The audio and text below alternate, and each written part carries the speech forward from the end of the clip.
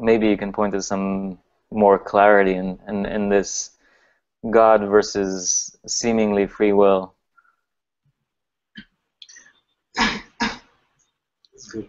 Already you say a few things which make it quite clear that the belief in this individual doership is dropping, because you say that I just wanted to hear the excerpt and there was no plan to do the inquiry or to sit quietly for an hour. Yet I sat.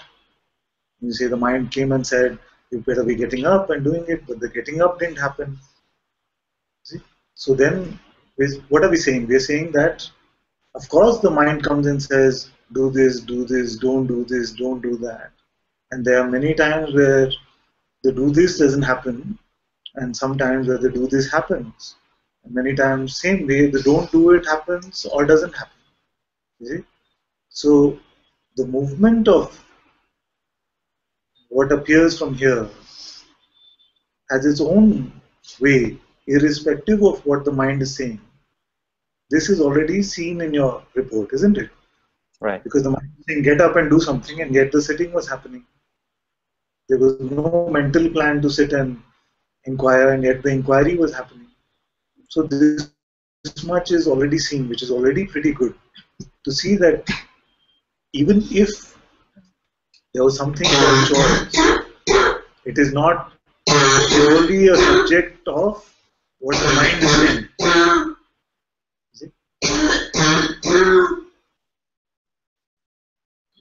So this part is already seen. Then the question remains that who is the one that is deciding to follow the thought or not? Free will implies that there is an entity called Ron or an entity called Ananta who is deciding based on the content of the thought whether to follow the thought or not. You see? Now I am saying that there is no entity called Ron or Ananta. And mostly you are agreeing with me. And this is the magic of this whole free will discussion, that it is more natural for us to see that there is no person than it is for us to see there is no personal doership. You see? This is the trick of doership, which is that even after we see that there is actually no person here, there is no decision maker here individually, and yet the sense of individual doership, individual decision making seems to be so sticky.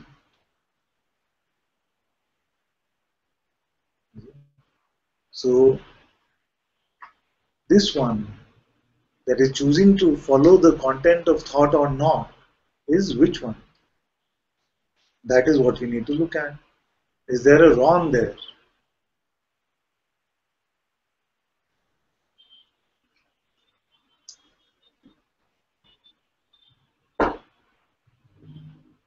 Depends on our context. Sometimes I feel there still is, yeah. Okay, whatever the context might be, who is this Ron?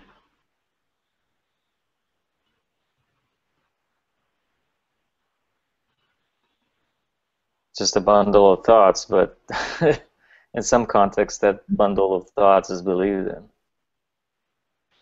Yes, and who is believing it? Is Ron believing Ron thoughts? If Ron itself is a belief, then who is the believer?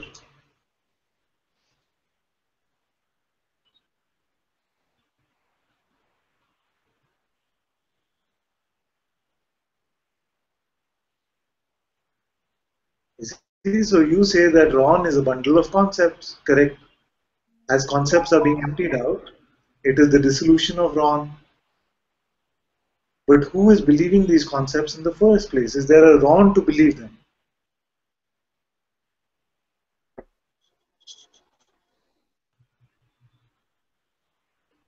It does seem like it's another aspect of another thought believing that, even though that's not really possible. Yes, a thought cannot believe a thought. Thought has come and gone. It is not sitting here waiting to believe a thought.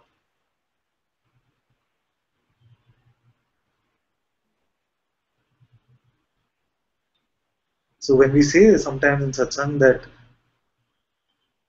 the thought is believing a thought, we're basically saying that to the bundle of thoughts which we've already collected, to the pretend identity that we are pretending to be through these thoughts, we picked up another thought to add to our basket of conditioning, to our basket of concepts. But a thought is just this energy construct which has a message and it comes and it goes. It is not here to see the next thought coming and to believe in it or not.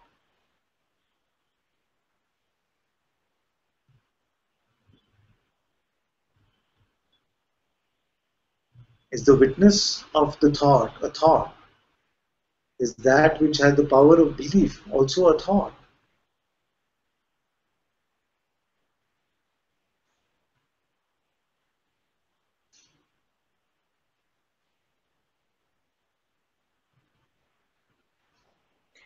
Something that comes up, I mean, I want to say no, but something that comes up is when Guruji talks about also the ego can pretend to be I am, or the ego, the devil's, God says Guruji, many times says God says I am, but the devil also says I am. Yeah. And so the feeling, I mean, the answer seems clear that only being has the power of belief. But the feeling is that it's an ego, not the I am that is believing. Yeah. So what does this ego look like? That is separate from the I am.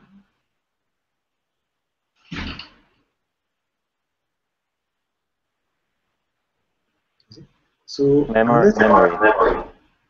unless it becomes I am something, it cannot become the devil. The devilishness is only once we attach something to the sense I am, and the only way to attach is for I am itself to believe something about itself.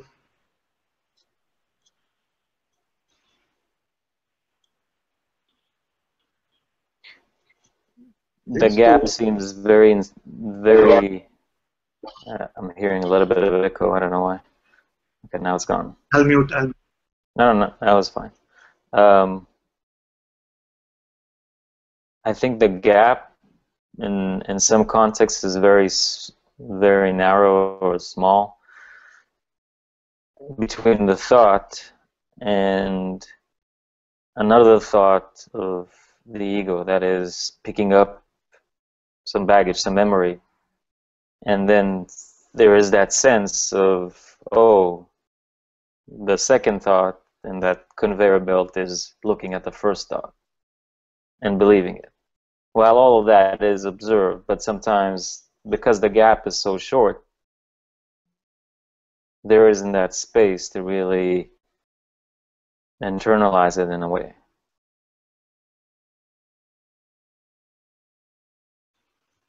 So let's look at whether this is really possible. That a thought went past, and while it is going past, it is waiting for the next thought to see what is coming next, and it decides to believe it or not. Just check if it works like this. No, but it's in the memory, right? So I don't know where the is memory another thought as well. Okay, so let me take another example which will make this clear. If I tell you that, Ron, you're a terrible figure skater, does it matter to you? No. Figure skater, ice skater, whatever. Doesn't matter. But if I say, Ron, you've been in satsang so long, but I don't feel you've understood anything at all. It's been a complete waste. Does it matter? No. lying now. I'll still continue to come. But you see, one doesn't have any pinch at all, and one has the feeling of some pinch. Why is that? So this is what you're talking about. To one which identified the habit of identification is with ice skating. Maybe if you were an Olympian ice skater and someone came and told you you're a terrible ice skater, it would pinch. But because that has not been nourished in your case, it doesn't. You see? But if there is this seeker identity or someone who wants freedom, who has been in satsang, and if something is spoken about that, then that seems to have a pinch about something. You see? So this is somewhat what you're saying, that you see, still gets our interest in the thought which is coming. So, but it is not the thought of seeker itself which is believing the thought or not. It is still consciousness posing as if it is this something, the seeker, which then takes it on as a attack, or it feels like something is not nice about this particular thought. Right. So there is no, a thought is nothing but this momentary energetic construct. This sense of separation seemingly feeds on these thoughts, these energy constructs, and seems to become either stronger or weaker. So that which we call the conditioning, the increase of the conditioning and the dropping of the conditioning is just what has been fed, the attributes which have been believed about the I am. So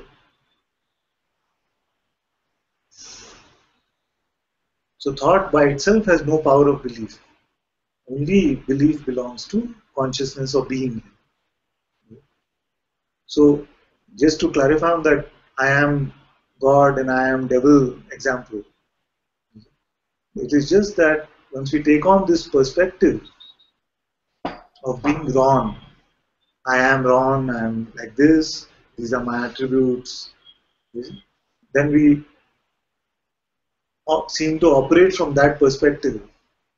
All of our belief system seems to color our seeing of who we are. So if we can make it very simple to say, I am anything, actually is speaking from as if you're the voice of the false or the voice of the devil.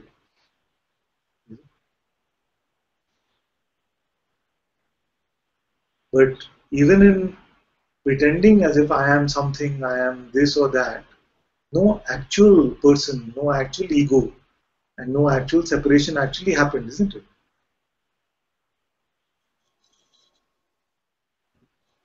No. Did you lose me somewhere in all of this? Mm.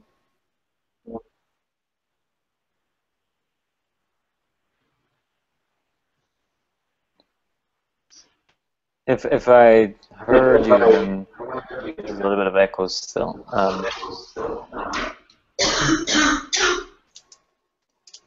If I heard you, then certain thoughts still trigger the conditioning, which is yet another thought. But the first thought that triggered another thought is not there. It's gone. It's just an energy concept that triggered another thought.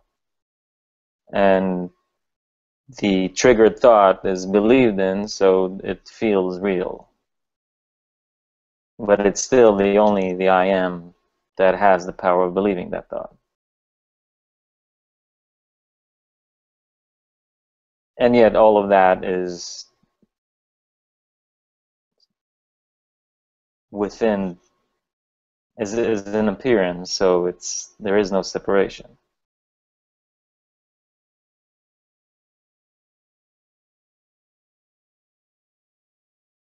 I'm kind of lost, though.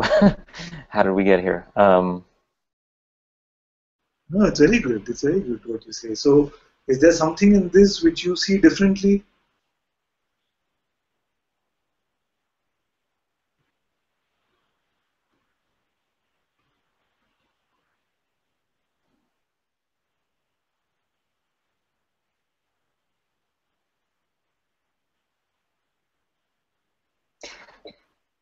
This relates to what Robert mentioned. There is that conditioning of an expectation that certain behaviors will change, or feelings in this context. I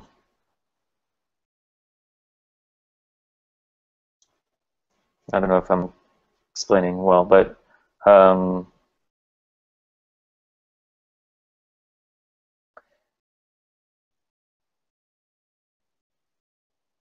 there's that thought that comes up with the seeker. Okay, what do I do with this? Because there's still that problem, you know, and that problem being whatever behavior that the seeker doesn't like. So how do we remove that? And this doesn't help me, kind of thing, you know. Yes, yes. This is good. So, let me take a story which might seem a little bit of a digression, but actually it is not. One day I realized while looking at a mirror that a mirror, because it's two-dimensional, lies to you. You see? So when you're looking at it straight, then it doesn't tell you about how far your paunch has gone. You see? So you have to look at it sideways, and you realize that when you're looking at it sideways, I extend now, so it does. Right? So, so let's say that this extent of the fat which is already there in the body is the existing behavior or the existing conditioning. See? So we say that yes, yes, all of this not believing the new thoughts is not adding to the adding to the conditioning, but how do I get rid of the existing conditioning? So how do I get rid of the existing fat? I'm not eating new fat, but how do I get rid of the existing fat? Just by not eating new fat. It is exactly like this. That existing conditioning can be there. The existing pot belly can be there. But the only way to let it dissolve is to just not intake fresh fat. There is no need for an operation. Although we can say that every time we inquire into who we are, every time we recognize in this moment who we are, a lot of this fat dissolves.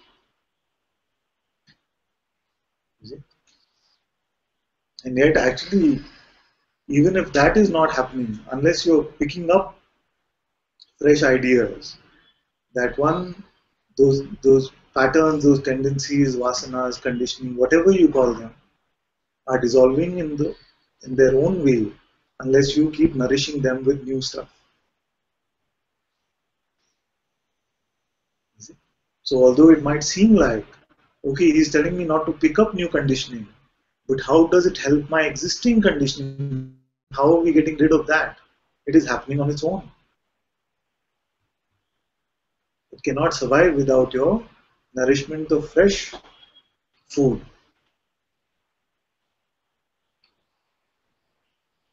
Could it be that a certain activity or conditioning repeats without you nourishing it?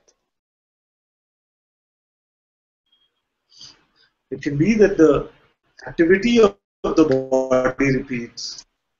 It can be that some energetic sensations can come again and again, whatever label we put on them. But without our nourishing the interpretation of them, they will not last.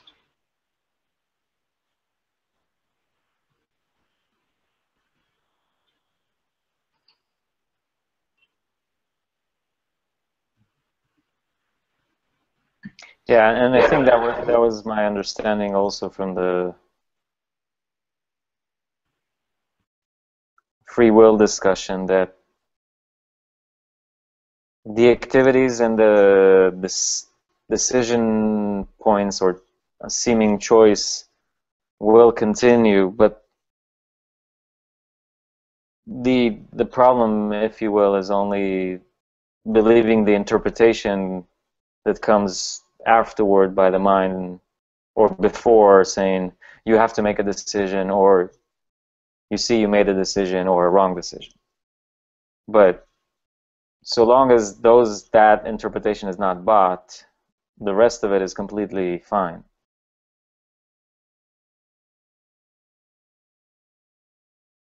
And so Exactly. and the same in conditioning.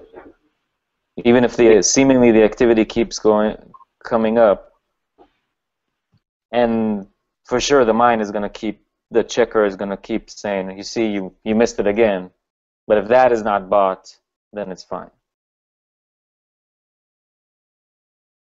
Because I think that is or was a sneaky way of the checker kind of keep coming back in.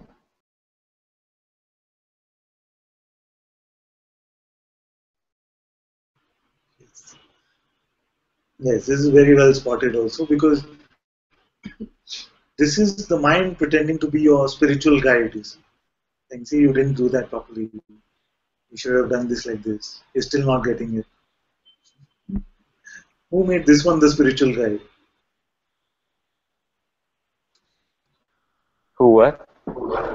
Who made this one the spiritual Oh, guide? The mind. You see? But it takes up that position also and says, see, now you didn't do that properly. What you were supposed to do is this. You see?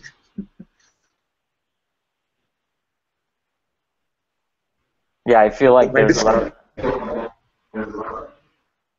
Sorry, go ahead. the medicine that the mind offers up is more of the disease actually than actually helping with the disease.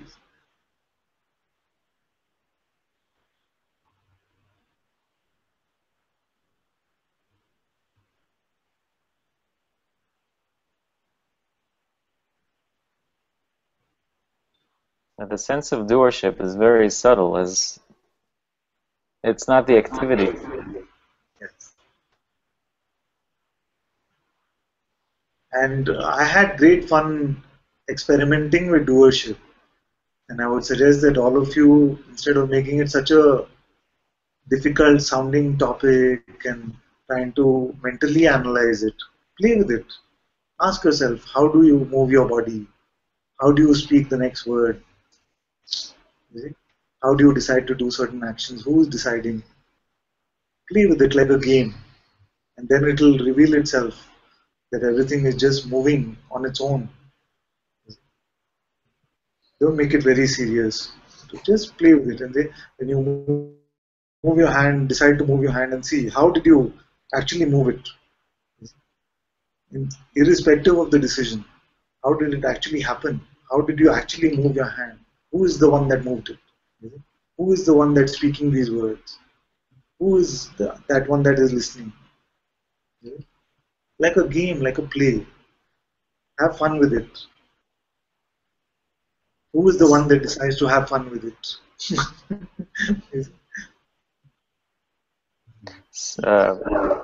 Reminds me of a beautiful pointing that Rupert Spira had, of asking, is there anything that you know except for the knowing of the experience? And that was kind of a mind bender, for twister, what do you call it, for me, for initially when I heard it, but kept pondering it. I don't really, it's something just sunk in at a certain stage, and I don't, there is no substance, there is no object that I am in contact with, so of course I can't be a doer of anything. Um, It is all just consciousness.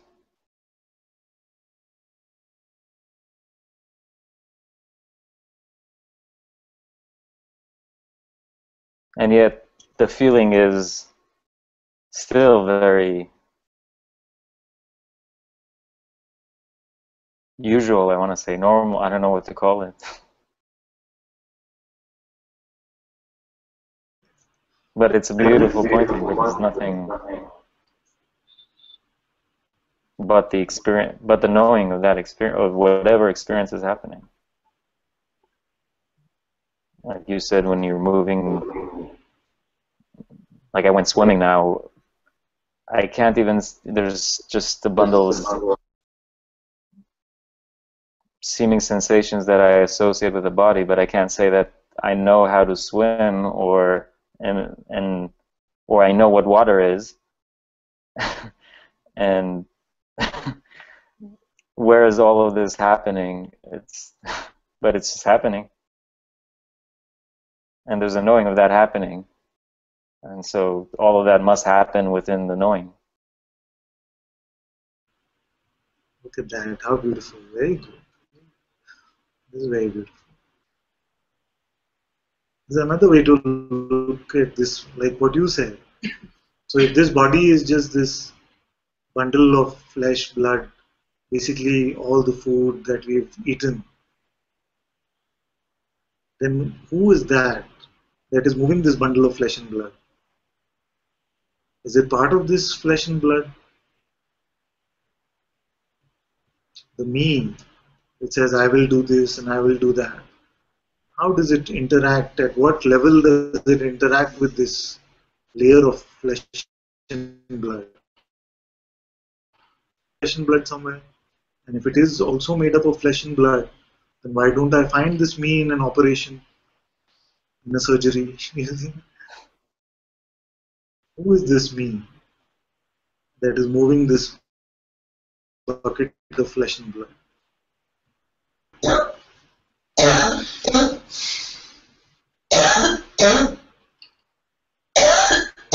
Then an idea can come that, oh, but I must be the brain then. The brain is controlling the movement of this body. So brain, this flesh called brain, if I'm just the brain, then how does it matter what my bank account is and what my relationships are? You can really look at these things and say, okay, if I'm the doer, I'm moving this body, then from where am I controlling this body? How is it? Am I sitting inside the head somewhere? To move this bucket of flesh and blood, do I need to be flesh and blood? I feel these are very beautiful contemplations and experiments. And my only advice would be, don't make it very serious. Don't be too serious about it. Have fun with it. See how the hand is moving, words are flowing. Then it doesn't feel like frustrating, depressing. It just feels like, oh, this is my fresh experiment today. This is my fresh experiment today.